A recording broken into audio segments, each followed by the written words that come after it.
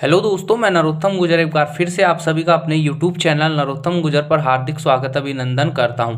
दोस्तों, हमने pronoun topic start किया हुआ है, उसी टॉपिक को हम आगे बढ़ते हुए आज इसका लास्ट टॉपिक कौन सा है, इंटेरोगेटिव प्रोनाउन, इसको प्रारंभ करते हैं।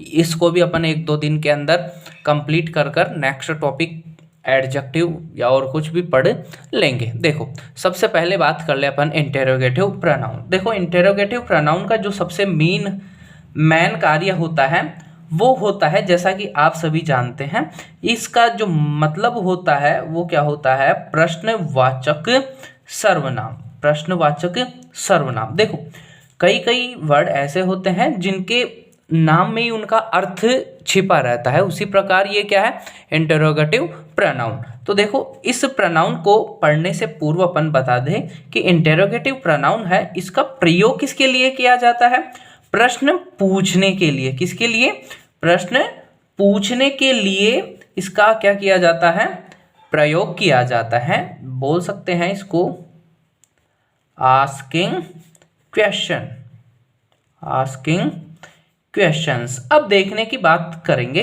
भाई, अपन इंटेरोगेटिव प्रोनाउन के अंदर कौन कौन से शब्दों को या कौन कौन से WH वर्डों को पढ़ेंगे। देखो, सबसे पहले बात करेंगे अपन हूँ के बारे में, फिर उसके बाद में बात करें हुम हो गया। यहाँ पर 5 प्रकार के क्या देखेंगे अपन, इंटेरोगेटिव प्रोनाउन देखने की अपन यहाँ पर कोशिश करेंगे। देखो, वाट हो गया, हुम हो गया, हुज हो गया, विच हो गया और वाट हो गया। जैसा कि मैं थोड़ा सा आपको बात बता दूं, मैंने WH वर्ड जो अभी पिछला वाला चैप्टर खत्म किया है प्रोनाउन में, रिलेटिव प्रोनाउन, उसके अंदर भी इन 5 वर्डों को मैंने पढ़ाया है। तो देखो, आपको बिल्कुल, अगर आपने पिछली क्लास ली है तो बिल्कुल अच्छे से समझ में आएगा। यानी कि अगर आपने रिलेटिव प्रोनाउन अच्छे से पढ़ा है तो ये बिल्कुल इजी है। देखो, समझने की कोशिश करना। मैंने आपको उस समय बताया था कि रिलेटिव प्रोनाउन का कार्य क्या होता है। रिलेटिव प्रोनाउन का कार्य होता है जोड़ने का। किसका, जोड़ने का। यानी कि वो कंजंक्शन के तौर पर आते हैं, जबकि ये इंटेरोगेटिव प्रोनाउन है तो ये क्या करेंगे, ये प्रश्न पूछने का कार्य करेंगे। क्या करेंगे, ये प्रश्न पूछने का। तो डिफरेंस समझ में आ गया भाई। इंटेरोगेटिव प्रोनाउन के तौर पर हूँ या हुम या हुज या विच या वाट, उनसे अलग क्यों है। तो देखो, रिलेटिव प्रोनाउन से अलग है ये। क्यों, क्योंकि रिलेटिव प्रोनाउन में अगर ये वर्ड आते तो ये कंजंक्शन का कार्य करते, जबकि इंटेरोगेटिव प्रोनाउन में आ रहे हैं तो ये क्या कर रहेंगे, ये आस्किंग क्वेश्चन यानी कि प्रश्न पूछने के लिए आएंगे। किसके लिए आएंगे, प्रश्न पूछने के लिए। अब देखो, मैं आपको थोड़ा सा इनके बारे में बता दूं। देखो, जो ये सारे WH वर्ड हैं, इन सभी को किसके लिए यूज करते हैं अपन, नाउन या प्रोनाउन के स्थान पर। इन सभी WH वर्ड्स को नाउन या प्रोनाउन के साथ, प्रोनाउन के स्थान पर यूज किया जा सकता है। इसलिए ये क्या हो जाते हैं, इसीलिए ये प्रोनाउन कहलाते हैं। इसलिए ये क्या कहलाते हैं, प्रोनाउन कहलाते हैं। अब देखो, बात बताएं, मैं थोड़ा सा एक बार देखने की कोशिश करना। जो इंटेरोगेटिव प्रोनाउन है, इंटेरोगेटिव प्रोनाउन है PRONOUN। इंटेरोगेटिव प्रोनाउन सब्जेक्ट तथा ऑब्जेक्ट दोनों से बन सकते हैं। सब्जेक्ट तथा ऑब्जेक्ट दोनों बन सकते हैं, दोनों बन सकते हैं। अब मैंने आपको, देखो, सबसे पहले आज की क्लास के अंदर अपन छोटा सा टॉपिक है हूँ के बारे में देखने की कोशिश करेंगे। मैंने आपको उस समय बताया था कि हूँ के 2 अर्थ होते हैं। हूँ के क्या होते हैं, 2 अर्थ होते हैं। एक तो रिलेटिव प्रोनाउन के तौर पर, एक कंजंक्शन के तौर पर, एक एज ए क्वेश्चन। तो देखो, एज ए जो इसका क्वेश्चन इसका मीन होता है, यानी कि इंटेरोगेटिव प्रोनाउन में जो इसका मीन होगा वो होगा कौन या किसने। जबकि अपन ये रिलेटिव प्रोनाउन देखे थे ना आरपी, उस समय जो इसका मीन था वो था जो या जिसने। उस समय इसका मीन क्या था, जो या जिसने।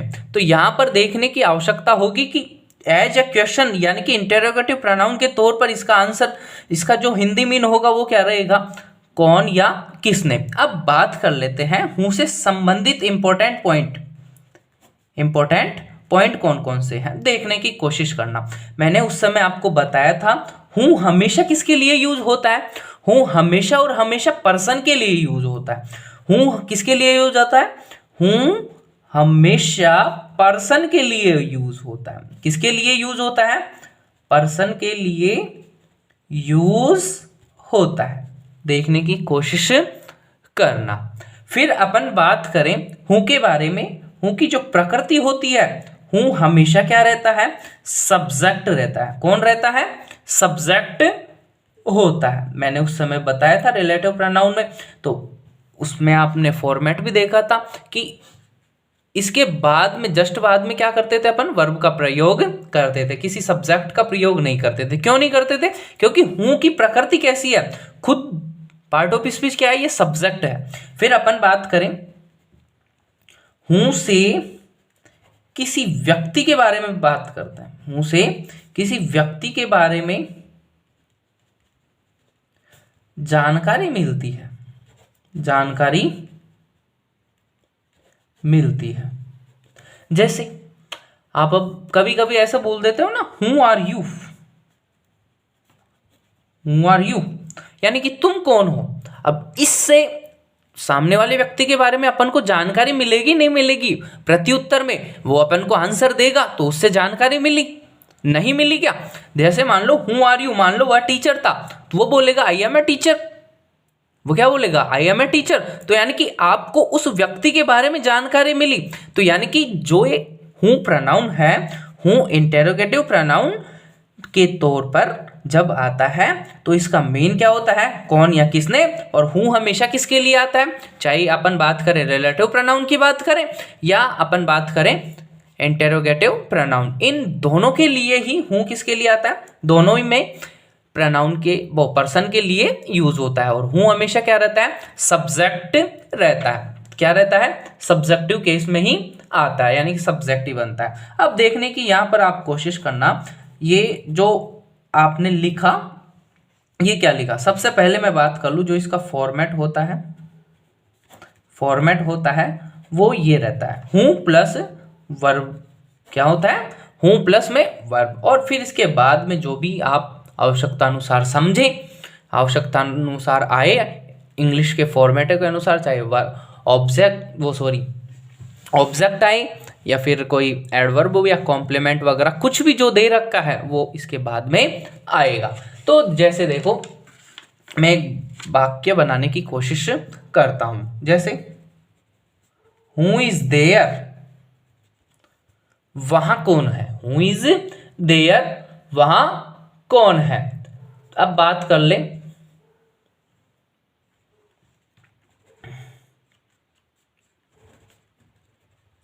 Who gave you this gift, यानी कि किसने तुम्हें यह गिफ्ट दिया। अब देखने की कोशिश करना, यहां पर इसके बाद में जो आने वाली वर्ब है इसी के अकॉर्डिंग आई है। अब देखने की कोशिश करना,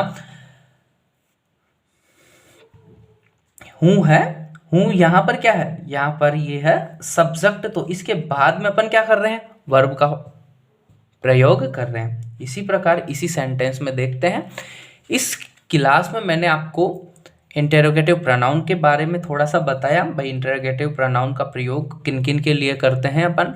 तो इसका जो मेन प्रयोग है वो प्रश्न पूछने के लिए किया जाता है।